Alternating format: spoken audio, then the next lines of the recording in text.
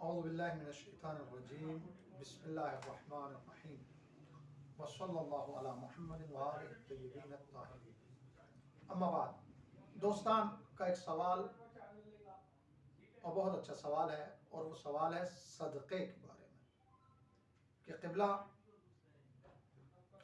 صدقہ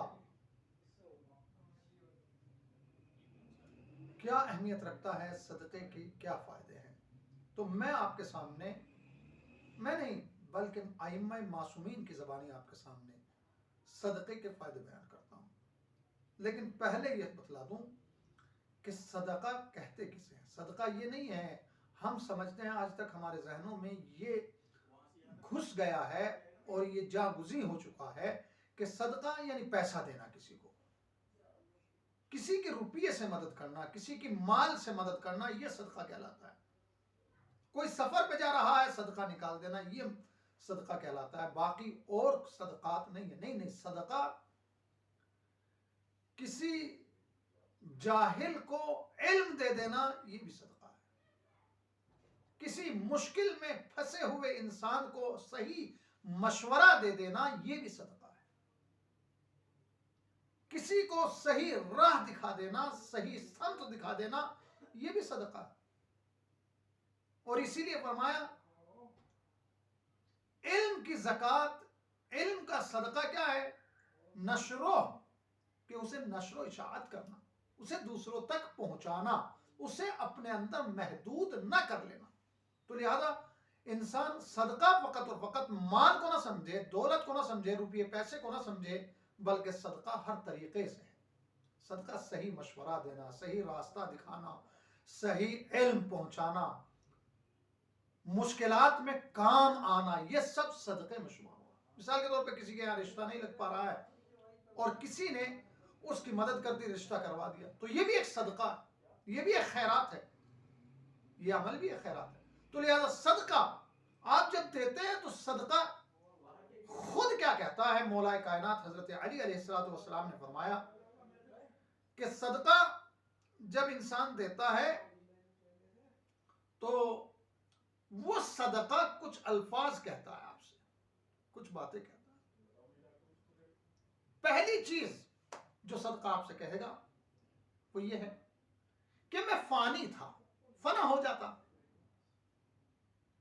لیکن تو نے مجھے اللہ کی راہ میں دینے کے بعد باقی بنا دیا۔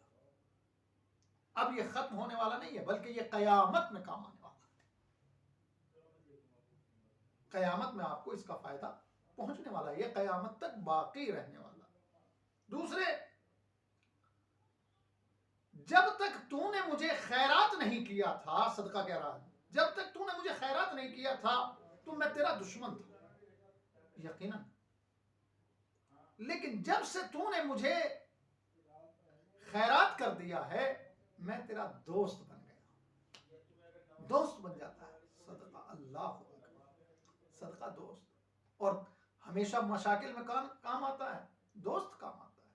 تو صدقہ دو تاکہ مشاکل تم سے دور ہوتی چلی جائیں میرے دوستو۔ تیسرا، پہلے تو میری حفاظت کرتا تھا، صدقہ کہہ رہا ہے، پہلے تو میری حفاظت کرتا تھا، لیکن آج سے میں تیری حفاظت کروں گا۔ اللہ اکبر، پروردگار کی راہ میں دیتے ہی دیکھا کتنا بڑا فرق آ گیا کہ مال کی حفاظت ہم کر رہے تھے، لیکن جیسے ہی اللہ کی راہ میں گیا، اب مال ہماری حفاظت کر رہا ہے، اب صدقہ ہماری حفاظت کر رہا ہے۔ تو میرے دوستو، اور اسی طرح بہت ساری، کہ صدقہ ایک اور جملہ کہتا ہے کہ جب تک میں تیرے ہاتھوں میں تھا تو حقیر و ذلیل تھا، لیکن جب سے تو نے اللہ کی راہ میں دیا ہے تو مجھے عزت دے دی، مجھے عزت مل گئی ہے۔ اللہ اکبر، تو نے مجھے عزت بخش دی، تو نے مجھے عزت دے دی۔ ایک اور بہت عجیب،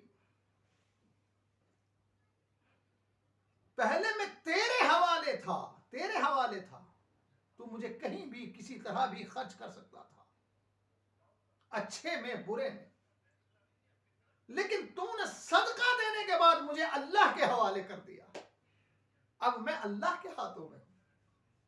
پروردگار کے ہاتھوں میں ہوں۔ اب میں کسی ناسمجھ، کسی بیکار ہاتھوں میں نہیں ہوں، بلکہ حکیم ہاتھوں میں ہوں۔ تو میرے دوستو، صدقہ دو اور اپنی عزت بڑھاؤ، اپنا کمال بڑھاؤ، اپنے آپ کو آگے لے کے آؤ۔ یقیناً صدقے کو کبھی حقیر نہیں سمجھنا چاہیے۔ والسلام علیکم ورحمۃ اللہ وبرکاتہ۔